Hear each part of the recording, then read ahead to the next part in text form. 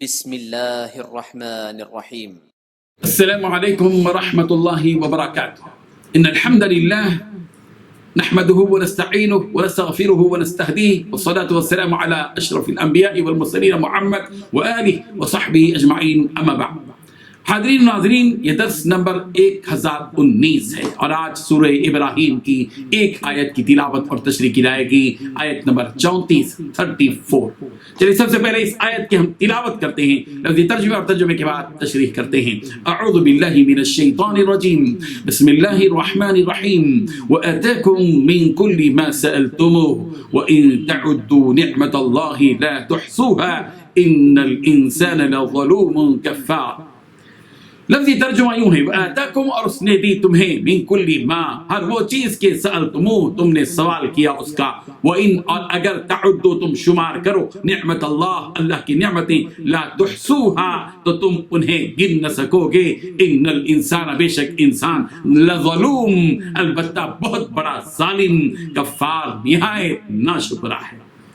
ترجمہ یوں ہے، اور جو کچھ تم نے مانگا سب میں سے تمہیں عنایت فرمایا، اور اگر اللہ کے احسان گننے لگو تو شمار نہ کر سکو، مگر لوگ نعمتوں کا شکر نہیں کرتے۔ کچھ شک نہیں کہ انسان بڑا بے انصاف اور ناشکرا ہے۔ اس آیت میں 3 باتیں بتلائی گئی ہیں۔ پہلی بات، تم نے جو کچھ مانگا اس نے اس میں سے جو تمہارے لیے مناسب تھا تمہیں دیا۔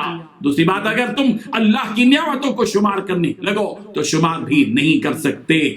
تیسری بات، حقیقت یہ ہے کہ انسان بہت بے انصاف، بڑا ناشکرا ہے۔ بزرگان محترم، پچھلی آیتوں میں اللہ تبارک و تعالیٰ نے اپنی نعمتوں کا اظہار فرمایا جو اس نے اپنے بندوں کو عطا فرمائی ہیں، آسمان اور زمین، بارش، کشتی، نہریں، سورج اور چاند اور دن اور رات کا نظام، یہ وہ ساری نعمتیں ہیں جن نعمتوں سے ہم تمام لطف اندوز بھی ہوتے ہیں، فائدہ بھی اٹھاتے ہیں۔ ان نعمتوں کے دیے جانے کے تذکرے کے بعد اللہ تبارک و تعالیٰ نے مزید یہ بھی فرمایا کہ وَآتَاكُم مِّن كُلِّ مَا سَأَلْتُمُوهُ، کہ اللہ تبارک و تعالیٰ نے تم کو ان ساری نعمتوں کے ساتھ ساتھ ان چیزوں میں سے بھی عطا فرمایا جو تم نے اس سے مانگے۔ ہم کتنی چیزیں اللہ تبارک و تعالیٰ سے مانگتے ہیں، اور پروردگار اپنے فضل و کرم سے کتنی چیزیں ہم سب کو عطا فرماتے ہیں۔ اللہ تبارک و تعالیٰ کی اس کے بندوں پر اس قدر زیادہ نعمتیں ہیں کہ انسان ان نعمتوں کو نہ شمار کر سکتا ہے اور نہ ہی گن سکتا ہے۔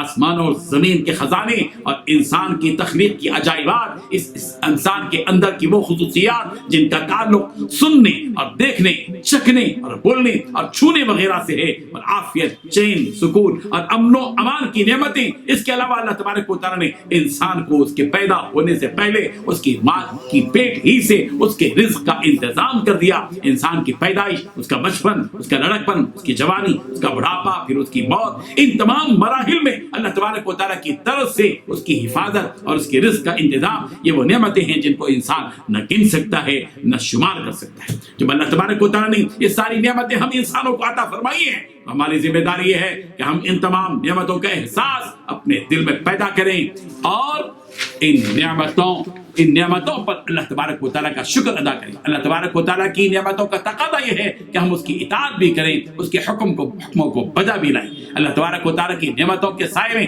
زندگی بسر کرنے والے کا اس کے شکر سے غافل ہو جانا اور اس کی نعمتوں کی ناشکری کرنا، اس کی نافرمانی کرنا یقیناً اس کی بندگی کے خلاف ہے۔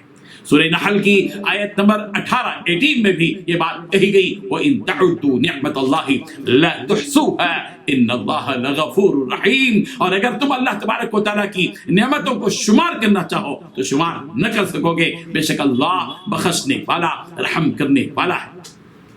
اس آیت کے آخر میں اللہ تبارک و تعالیٰ اپنے بندوں کے بارے میں یہ فرما رہے ہیں کہ ان الانسان لظلوم کفار، بے شک انسان بڑا بے انصاف اور بڑا ہی ناشکرا ہے۔ اس لیے کہ اللہ تبارک و تعالیٰ کی نعمتوں کو استعمال کرنا اور پھر اس کی نافرمانی کرنا یہ ناانصافی نہیں تو پھر اور کیا ہے۔ بعض مرتبہ لوگ یوں کہہ دیتے ہیں کہ اللہ تبارک و تعالیٰ نے ہمیں دیا ہی کیا، نعوذ باللہ من ذالک. اور کبھی کبھی ایسے الفاظ بھی انسان اپنی زبان سے ادا کر دیتا ہے کہ یہ سب کچھ میں نے اپنی محنت اور اپنی سمجھ سے حاصل کیا. جیسا کہ قارون نے کہا تھا انما اوتیتہ علی علم عندی، یہ سب کچھ مجھے میرے علم و ہنر کی وجہ سے دیا گیا ہے. یہ وہ کلمات ہیں جو ایک مومن و مسلمان بندے کے لیے زیبا نہیں دیتے.